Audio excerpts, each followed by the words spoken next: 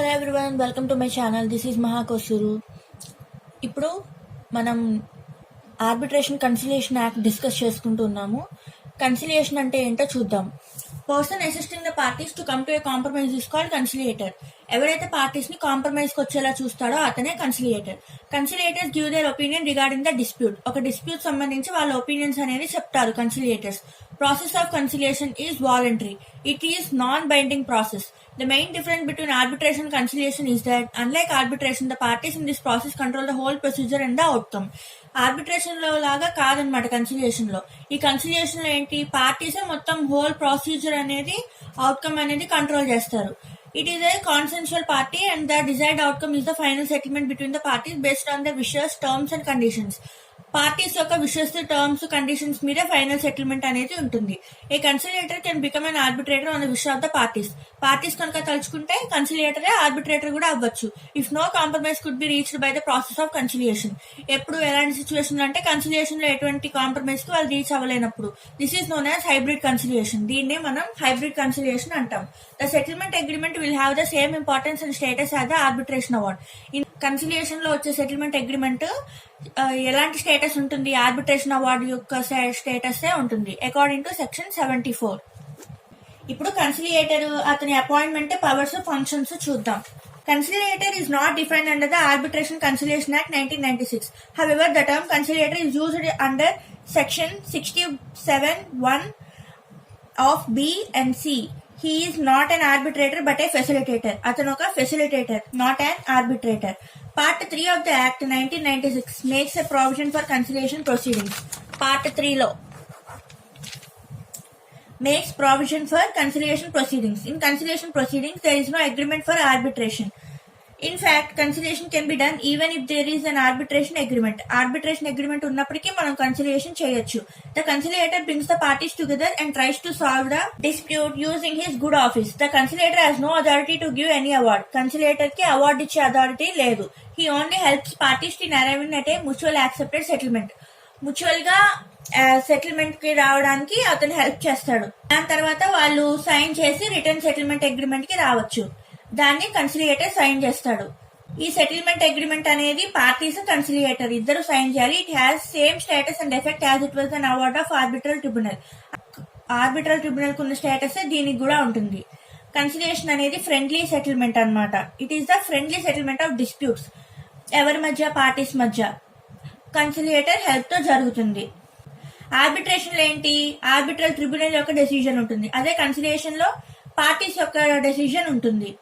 Arbitration లో విన్నా లూజా అనేవి ఉంటాయి. కన్సిలియేషన్ లో విన్ టు విన్ సిచ్యువేషన్ ఉంటుంది. కన్సిలియేషన్ ప్రొసీడింగ్స్ అనేవి ఎప్పుడు స్టార్ట్ అవుతాయంటే, ఎప్పుడైనా ఒక పార్టీ కనుక రిటర్న్ గా రిక్వెస్ట్ ఇస్తే అదర్ కన్సిలియేట్ కి తన డిస్ప్యూట్ గురించి చెప్పినప్పుడు, only if the other party accepts it's in writing, వేరే పార్టీ కూడా యాక్సెప్ట్ చేయాలి, అప్పుడే ప్రొసీడింగ్స్ అనేవి స్టార్ట్ అవుతాయి. రిటర్న్ యాక్సెప్టెన్స్ అనేది లేకపోతే కన్సిలియేషన్ అనేది కమెన్స్ అవ్వదు. If the other party doesn't reply within 30 days, the offer for conciliation can be treated as rejected. 30 days లోపల రిప్లై ఇవ్వాలి, లేకపోతే రిజెక్ట్ అయిపోతుంది. సివిల్ నేచర్ ఉన్న మ్యాటర్స్ అన్ని ఇది చేస్తుందన్నమాట. ఎలాంటివి, breach of contract, dispute relating to movable, immovable property conciliation లో చేయొచ్చు. కానీ ఎలాంటివి క్రిమినల్ నేచర్ ఉన్నవి, illegal transactions, matrimonial transactions like divorce, ఇలాంటివి మాత్రం కన్సిలియేషన్ కి మనం రిఫర్ చేయకూడదు. కన్సిలియేటర్ ఒకళ్ళు కానీ అంతమంటే ఎక్కువ మంది కానీ ఉండొచ్చు. వాళ్ళు జాయింట్ గా యాక్ట్ చేయాల్సి ఉంటుంది. ఒక కన్సిలియేటర్ ని కానీ లేదంటే 2 కన్సిలియేటర్స్ ని appoint third person as presiding conciliator కానీ చేసుకోవచ్చు. ప్రతి పార్టీ ఏం చేయాలి, ఒక రిటర్న్ స్టేట్మెంట్ అనేది రాయాలి వాళ్ళ డిస్ప్యూట్ గురించి. దాన్ని కన్సిలియేటర్ కి అలాగే అదర్ పర్సన్ కి కాపీ అనేది పంపించాలి. అడిషనల్ ఎవిడెన్స్ ఇవ్వమని కూడా కన్సిలియేటర్ అడగచ్చు. కన్సిలియేటర్ అనేవాడు ఈ CPC 1908, Indian evidence act 1872 bound అవ్వడు. వీటి మీద బౌండ్ అనమాట. Conciliator is not bound by CPC or Indian evidence act. Conciliator shall assist the parties in an independent and impartial manner. Independent గా, ఇంపార్షియల్ గా అతను డీల్ చేయాలి. ఫ్రెండ్లీ సెటిల్మెంట్ అనేది చేయాలి. కాన్ఫిడెన్షియల్ గా ఉంచాలి పార్టీస్ యొక్క మ్యాటర్స్ ని. వాటిని డిస్క్లోజ్ చేయకూడదు. కాన్ఫిడెన్షియాలిటీ అనేది మెయింటైన్ చేయాలి. According to section 74, once both the parties agree, a settlement agreement should be drafted. ఇద్దరు కనుక అగ్రీ అయితే కనుక సెటిల్మెంట్ అనేది డ్రాఫ్ట్ చేయాలి. దాన్ని both the parties conciliators sign చేయాలి. ఒకసారి కనుక సైన్డ్ అయితే అగ్రిమెంట్ అనేది binding on the parties. Arbitral award కి ఎలాగైతే ఉంటుందో వాల్యూ, దీనికి కూడా సెటిల్మెంట్ అగ్రిమెంట్ కూడా సేమ్ ఎఫెక్ట్ అనేది ఉంటుంది. Cost will be borne by the parties equally unless agreed otherwise. ఈ కన్సిలియేషన్ ఒక కాస్ట్ పార్టీసే సమంగా వేసుకుంటారు, లేదంటే వాళ్ళకి నచ్చినట్టు విధంగా. Non admissibility of evidence or statement made during conciliation. The parties are free to give evidence or statement, but the evidence or statement will not be allowed to be produced in civil cases. ఈ parties అనే వాళ్ళు evidence అనేవి conciliation లో produce చేయొచ్చు, కానీ వాటిని civil cases లో produce చేయకూడదు. Hence the following provisions are made. ఏం ప్రొవిజన్స్ చూద్దాం. Admissions made by the parties in the course of conciliation proceedings cannot be used as evidence in any arbitral judicial proceedings. ఆర్బిట్రరీలో కానీ judicial proceedings లో కానీ ఈ conciliation లో ఇచ్చిన evidence అనేవి use చేయకూడదు.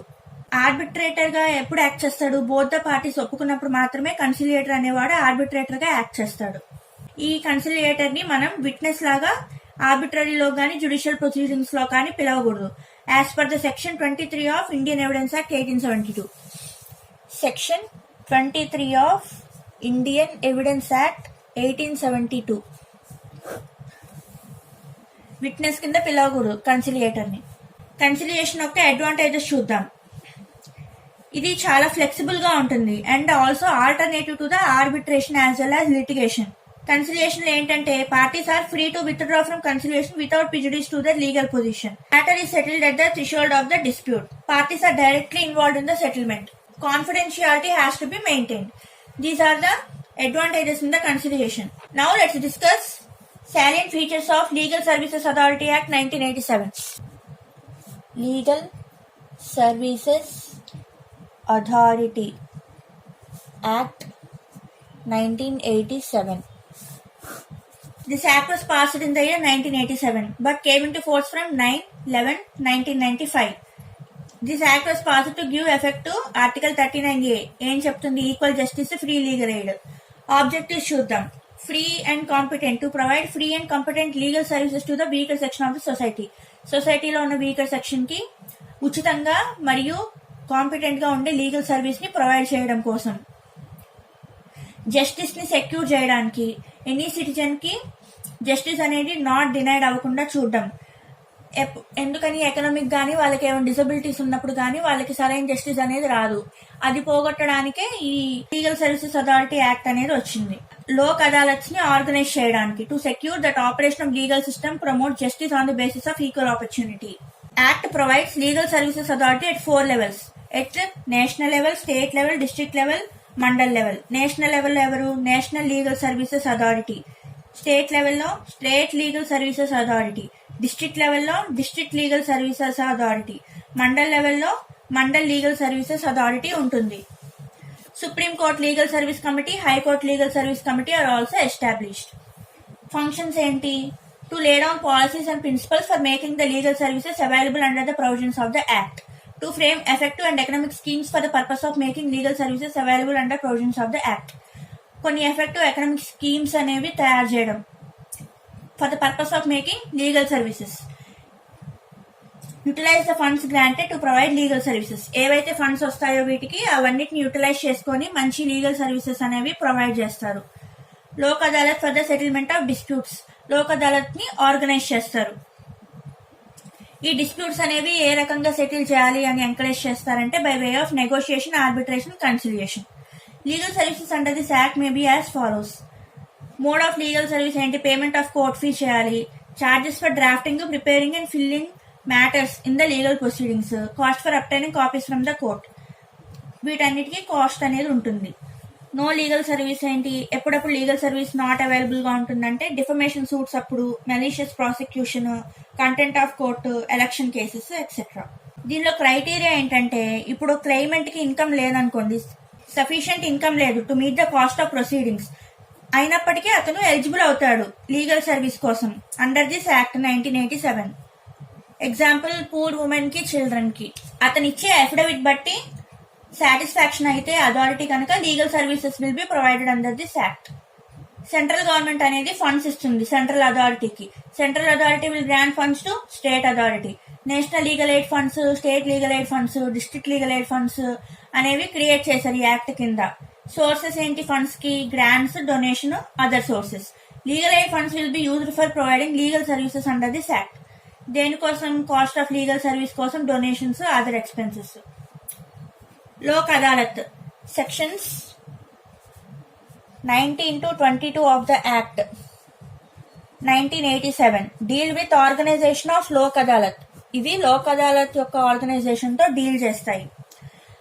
Like cognisance of cases by Lok Adalat, award of Lok Adalat, powers of Lok Adalat. Aim ఏంటంటే speedy justice with less cost. However Lok Adalat only settle the disputes but not decide the dispute.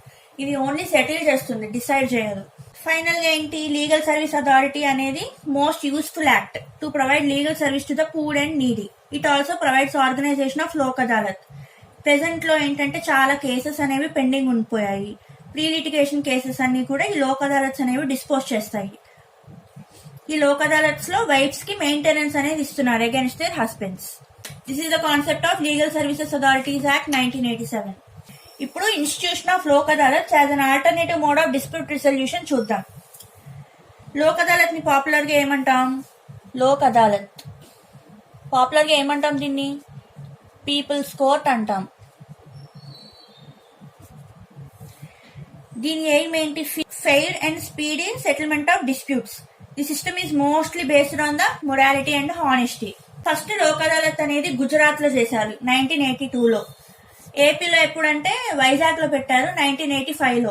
Legal services authority act అనేది can be termed as a composite act of legal aid and Lok Adalat. Legal services authority act 1987 ఇందాకే చెప్పుకున్నాము. This act provides for the organisation of Lok Adalat. ఇదే లోక్ అదాలత్ ని organise చేస్తుందని. ఒక main aim ఎందుకు organise చేస్తుందంటే to promote justice on the basis of equal opportunities. ఇప్పుడు section 19 according to 19 of legal services authorities act 1987 every state authority or district authority, Supreme Court or High Court legal service committee may organize lok adalat at such intervals and places. Intervals లోను కొన్ని places లోను లోక్ అదాలత్స్ అనేవి organise చేయాలి. It shall have the jurisdiction to determine and arrive at a compromise or settlement between the parties to dispute in case of any case pending before the court. ఏవైతే court ముందు cases pending ఉంటాయో దీని jurisdiction లో ఉన్నప్పుడు not brought before any court for which Lok Adalat is organised. అంటే pre litigation cases. కానీ ఏంటంటే it shall have no jurisdiction respect of any case as matter relating to an offence not compoundable under any law. Thus, both civil and criminal cases can be referred to Lok Adalat for settlement. Settlement కోసం both civil criminal cases రెండు deal చేస్తుంది. Section 20. According to this section, parties to the dispute may agree or one of the parties to dispute can make an application to the court for referring the case to Lok Adalat for settlement. Parties Lok Adalat లో settlement కావాలి అని ఆ కోర్టులో application వేసుకోవచ్చు. Court కనుక satisfy అయితే ఆ కేసుని లోక్ అదాలత్ కి రిఫర్ చేస్తుంది. అప్పుడు Lok Adalat will proceed to dispose the case or matter. Compromise గానీ సెటిల్మెంట్ గానీ చేస్తుంది పార్టీస్ మధ్య. కాంప్రమైజ్ అనేది జరగలేదు అనుకోండి, అప్పుడు కేసు అనేది ఏ కోర్టు అయితే దీనికి పంపించిందో ఆ కోర్టుకే రిటర్న్ అయిపోతుంది. కోర్టు అనేది ఎక్కడ అయితే రిఫర్ చేసిందో డెనోవో అంటారు దాన్ని. ఎక్కడి నుంచి అయితే రిఫర్ చేస్తుందో, లేదంటే start from the beginning.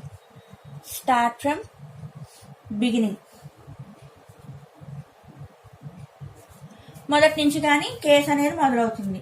Award of Lok Adalat section 21 చెప్తుంది. Every award of Lok Adalat shall be deemed to be decree of a civil court. Civil court decree లాగానే లోక్ అదాలత్ యొక్క అవార్డ్ కూడా.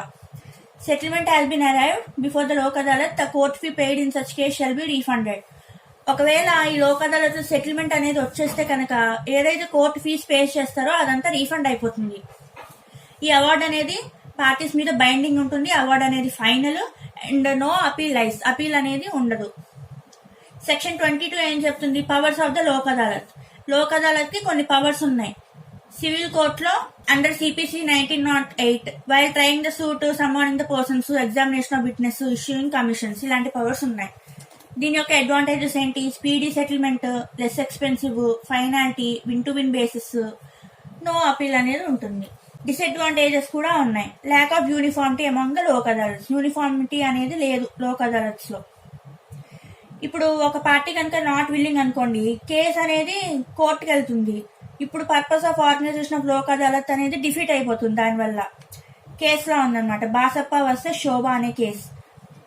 The court held that if one of the parties to Lok Adalat did not agree for settlement, ఎవరైనా ఒక party settlement కి agri చేయకపోతే అప్పుడు లోక్ అదాలత్ యొక్క jurisdiction అనేది ఎండ్ అయిపోతుంది. కేసు అనేది మళ్ళీ కోర్టుకే వెనక్కి తిరిగి వెళ్తుంది. ఏదైతే లోక్ అదాలత్ టైం తీసుకుందో ఈ ప్రొసీడింగ్స్ చేయడం కోసం అదంతా వేస్ట్ అయిపోతుంది. ఈ ప్రాబ్లమ్ ని ఓవర్కమ్ చేయడానికి లీగల్ సర్వీసెస్ అథారిటీ యాక్ట్ 1987 అనేది అమెండ్ అయ్యి 2002లో కొత్త యాక్ట్ వచ్చిందన్నమాట. అంటే ఇదే యాక్ట్ అమెండ్ అయ్యింది. Thereby providing for organisation of permanent Lok Adalat. ఇప్పుడు పర్మనెంట్ లోక్ అదాలత్ అనేది పెట్టారు. In respect of certain disputes relating to public sector undertaking instead of court shall be refer to permanent Lok Adalat.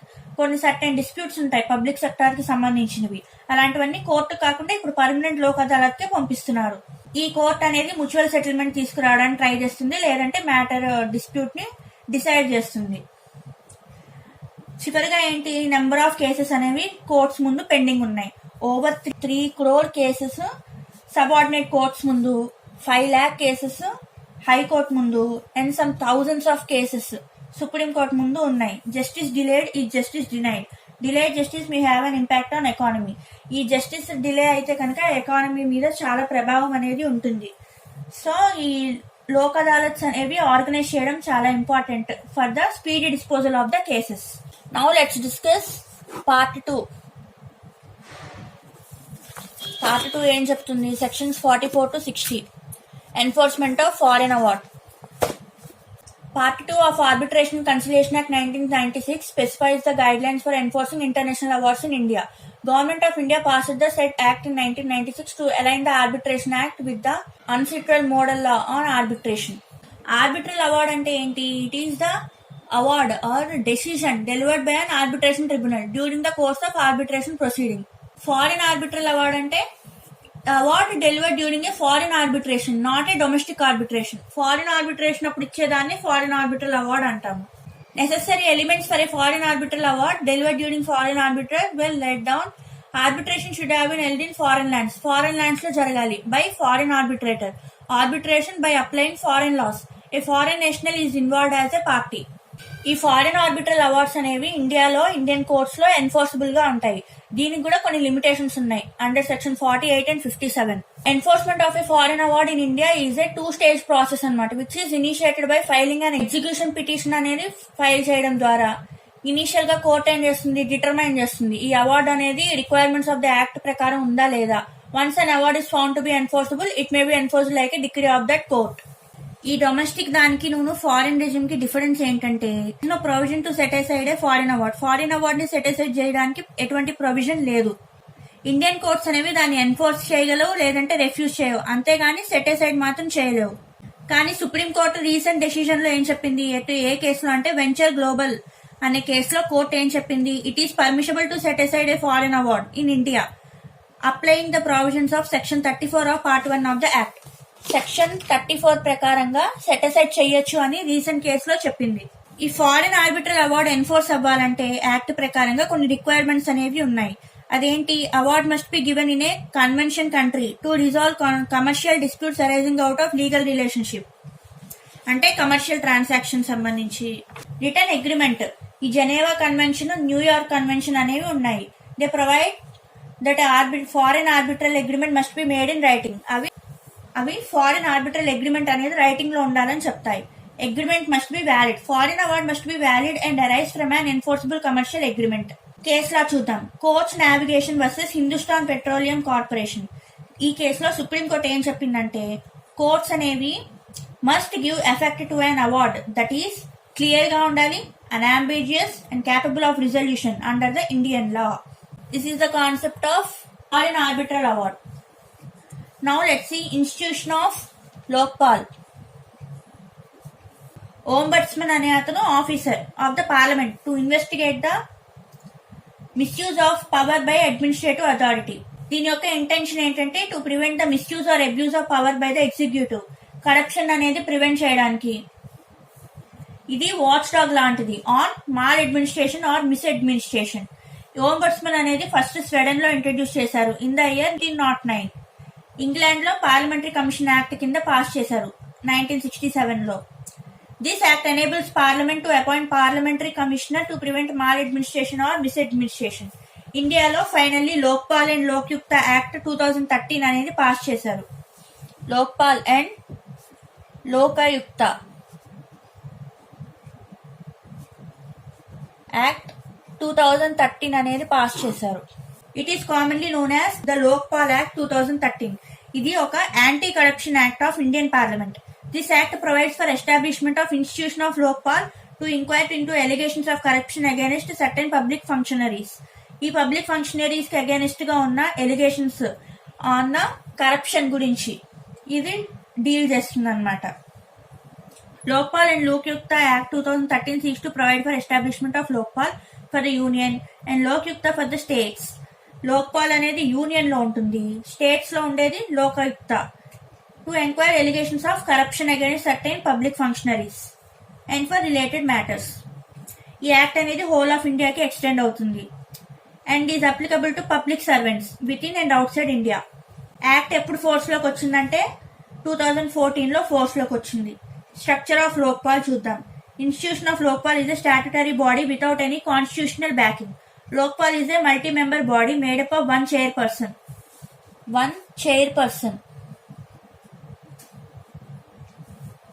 and maximum of 8 members. The person who is to be appointed as chairperson of Lokpal should be either the former chief justice, అతను ఒక farmer chief justice అయినా అయి ఉండాలి, లేదంటే former judge of supreme court అయినా అయి ఉండాలి, లేదంటే ఎవరైనా eminent person with impeccable integrity and outstanding ability, having special knowledge and expertise of minimum 25 years in the matters relating to anti-corruption policy.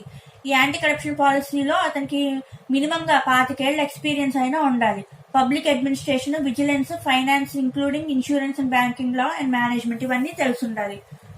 ఈ 8 మెంబర్స్ లో half of the members judicial members ఉంటారు. Minimum గా 50% of the members, 50% వాళ్ళు ఎవరెవరు ఉంటారు? SC, ST, OBC, minorities and women, 50% వీళ్ళే ఉంటారు. The judicial member of Lokpal should be either a former judge of supreme court or former chief justice of high court. Non judicial member అయితే కనుక అతను ఒక eminent person అయి ఉండాలి with impeccable integrity, outstanding ability. అతనికి special knowledge ఉండాలి, 25 ఏళ్ల experience ఉండాలి. మెంబర్స్ అనే వాళ్ళని ప్రెసిడెంట్ అపాయింట్ చేస్తాడు on the recommendation of selection committee.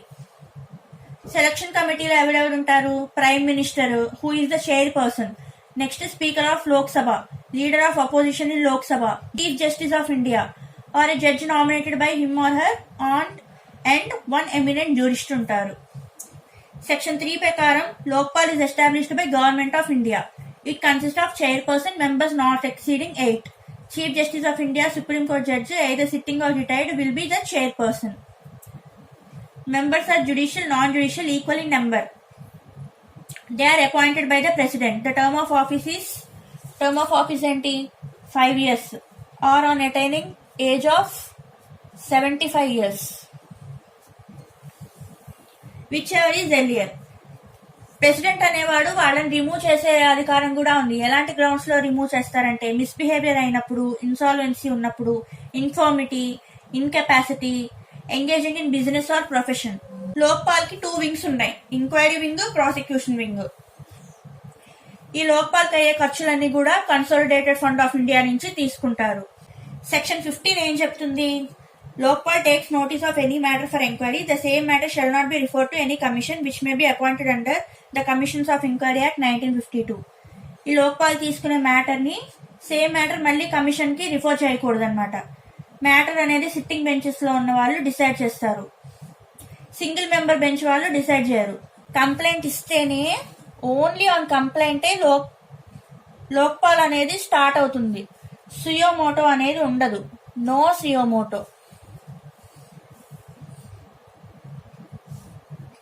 Complaint ఇవ్వాలి, సుయోమోటో ఉండదు.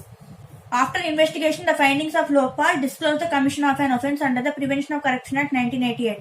The Lokpal may file a case in the special court and shall send a copy of report together within the findings of competent court.